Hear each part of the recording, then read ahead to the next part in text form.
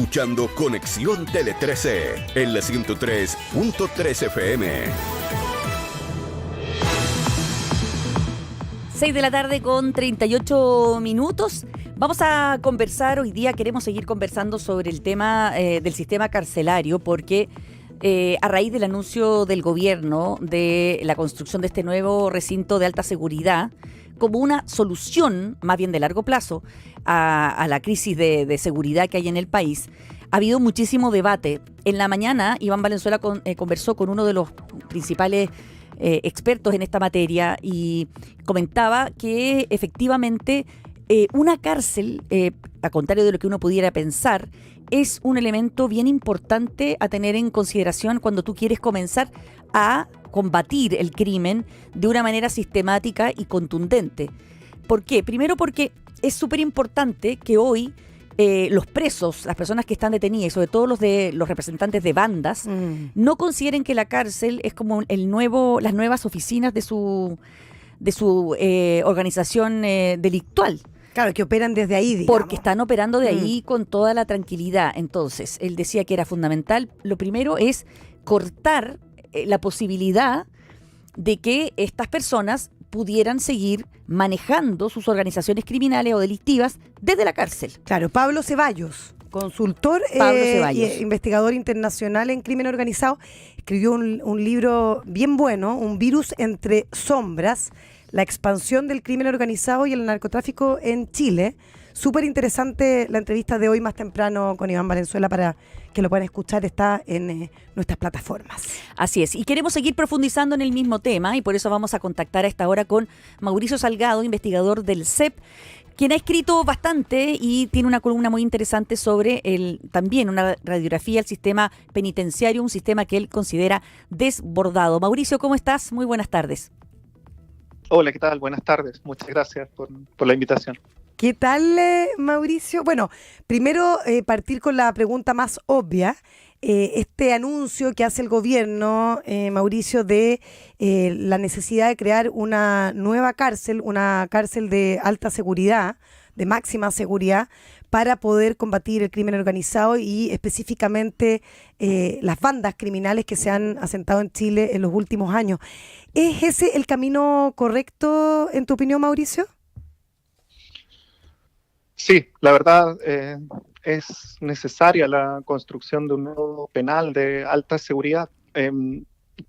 Santiago ya tiene uno, ¿no? El sí. recinto especial penitenciario de alta seguridad, el REPAS, que solo el mes pasado, ¿verdad? Tuvo alrededor de 15 eventos de desórdenes e intentos de motín por parte de integrantes de bandas transnacionales, ¿no? Como del Tren de Aragua, su brazo operativo, los gallegos, o de otros países también, como los pulpos de Perú.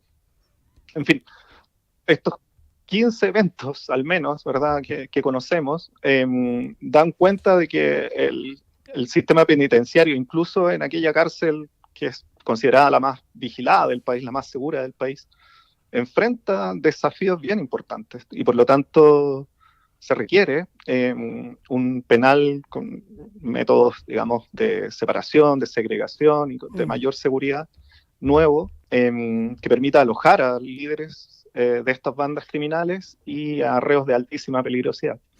Te quería partir preguntando, ya te voy a preguntar un poco por qué no es tan importante esto, pero partir haciendo como la radiografía. ¿Cuánta sobrepoblación carcelaria tenemos en Chile?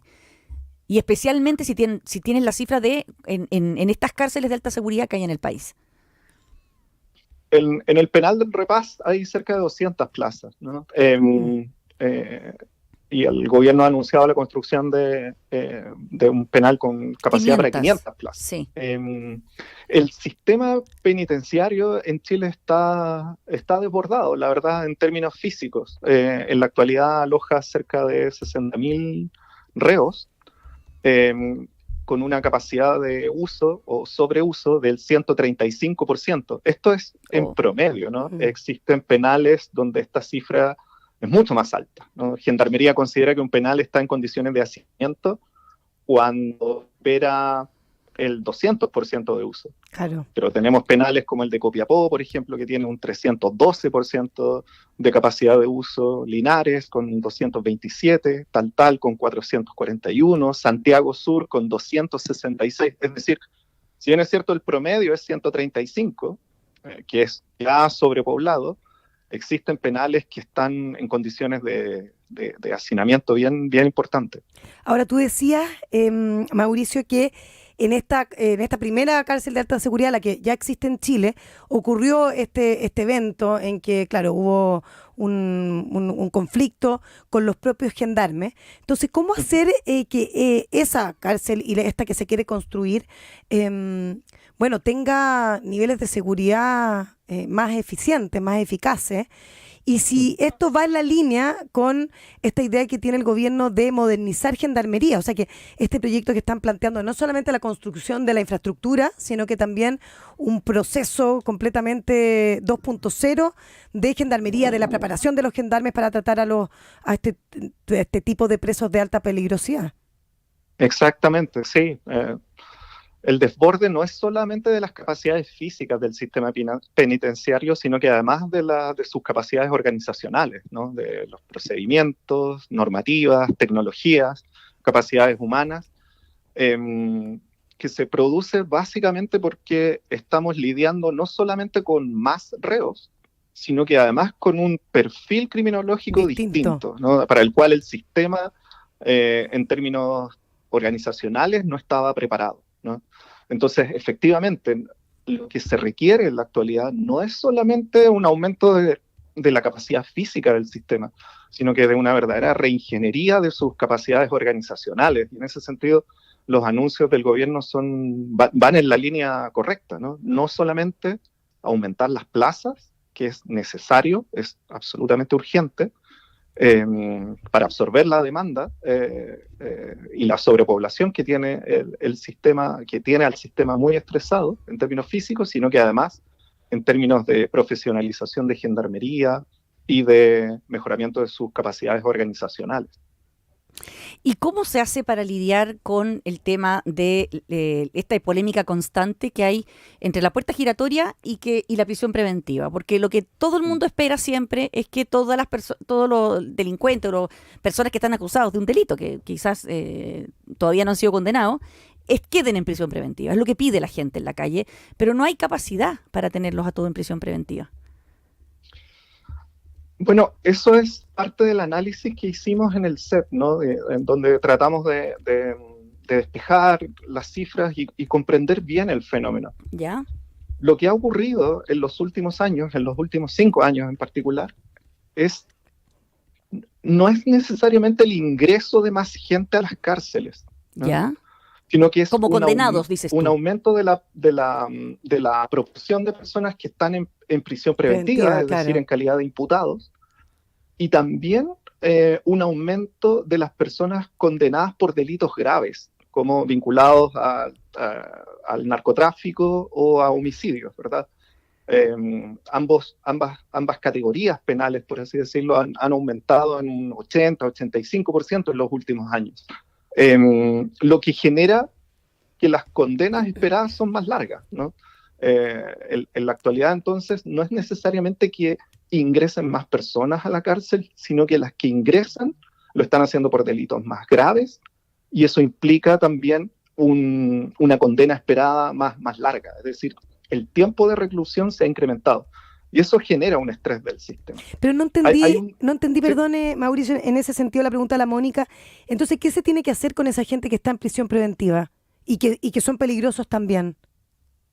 A nivel comparado, nuestras cifras de prisión preventiva son altas, la verdad. Un 37-38% de la población penal en la actualidad está por prisión preventiva, es decir, está en calidad de imputado, no de condenado, Claro, ¿no? claro. Esta cifra de este porcentaje de imputados, ¿no? ha venido al alza en el último tiempo, los últimos 5 años. Pero ¿cuál es la solución al respecto? O sea, si no pueden quedar en prisión preventiva porque obviamente no hay capacidad, tendrían que quedar ¿qué? ¿Con arresto domiciliario? ¿Con otro tipo de cautelares? ¿Cómo se hace? Es que ahí viene la complejidad del fenómeno, porque efectivamente, ¿no? Uno esperaría tener cifras menores de prisión preventiva, ¿no? No sé, en los países de la OCDE, por ejemplo, en general la mediana es en torno al 23% de personas que están en calidad de imputados en prisión, digamos. En Chile es del orden del 37-38%, es decir, hay un margen de maniobra ahí, digamos, para asemejarnos a un estándar relativamente de países de la OCDE. O sea, Pero ustedes proponen un que se...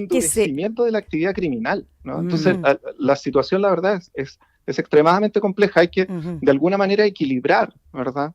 El endurecimiento de la actividad criminal, ¿no?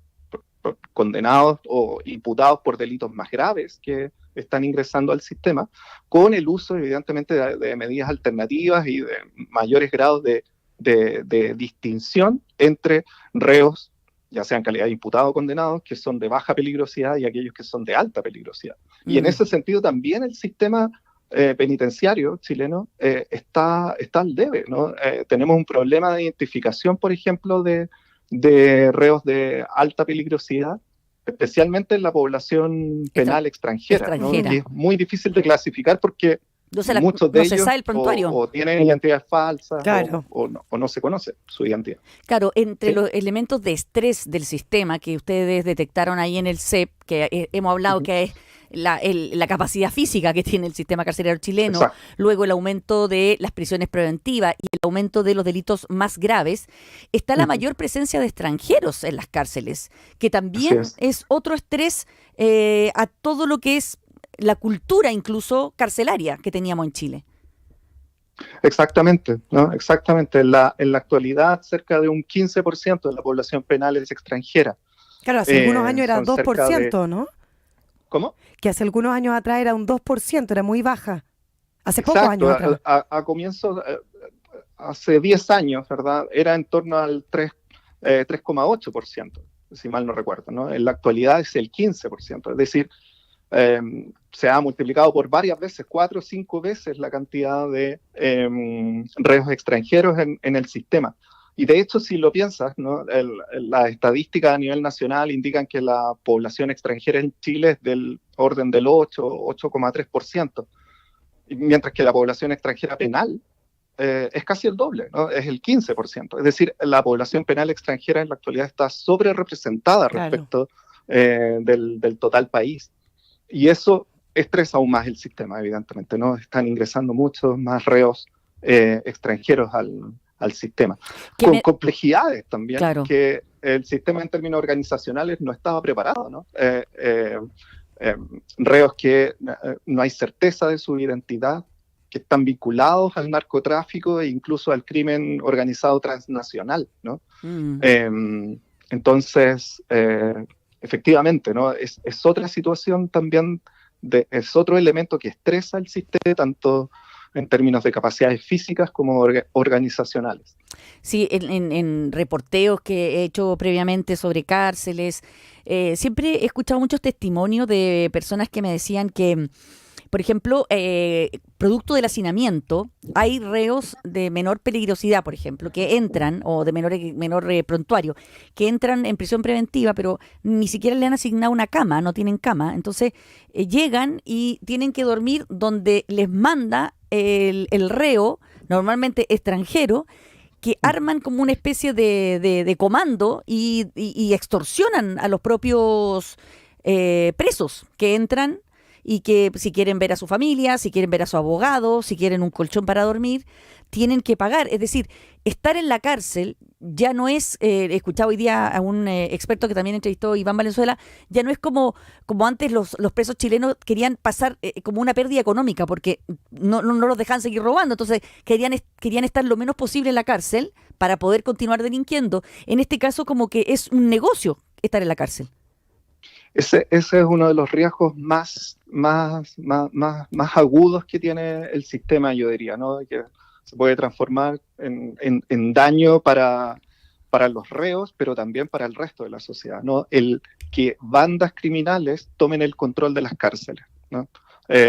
Como tú bien decías, ya estamos, el sistema penitenciario ya está experimentando organización criminal adentro de las cárceles para, por un lado, controlar un mercado interno que es extremadamente lucrativo, que está basado, por ejemplo, en la extorsión, como tú decías, claro, ¿verdad? De reos de mayor peligrosidad hacia reos de menor compromiso delictual, primerizo, etcétera, pero también el monopolio de un mercado ilícito, ¿verdad? Que incluye droga, alcohol, alimentos, claro, también elementos básicos como camas, etcétera, ¿no? Entonces, hay indicios de que esto ya está ocurriendo, y el peligro, ¿verdad?, en el horizonte es que la cárcel se transforma entonces en un refugio, claro, para el crimen organizado y en una instancia, digamos, lucrativa, ¿verdad?, de la cual pueden profitar a través de esto. Un ejemplo, ¿no? El gramo, hay un informe de Gendarmería del año 2021, hace pocos años, que estableció que el gramo de droga en las cárceles puede llegar a costar 7 o 8 veces el valor que en el exterior, digamos, ¿no? Claro. Lo que muestra dos cosas, ¿verdad? La cantidad de dinero que está circulando dentro de las cárceles, ¿verdad?